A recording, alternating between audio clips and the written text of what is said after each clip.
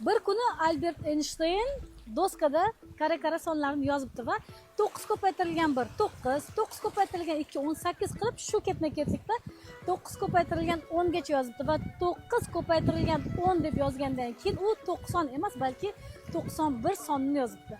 Ana o'shanda sinfxonadagi barcha bolalar kulib yuborishdi. Shovqin tingandan keyin Einstein shunday debdi. Bilasizmi? Hamma sonlarni to'g'ri bajarganimda hech kim meni tabriklamadi, ammo bittagina xato qilganimda hamma bunga e'tibor qildi va e'tiroz qildi. Bu nimadan dalolat? Har bir omadli va muvaffaqiyatli inson ham xato qilishi mumkin va ayniqsa xato qilishingizni ko'pchilik e'tiborga olishi ham mumkin. Lekin biling, xato bu ayb emas, balki har bir xato sizni yangi va yangi qadamlarga, yangi va yangi darajaga olib chiquvchi bir tajriba demakdir.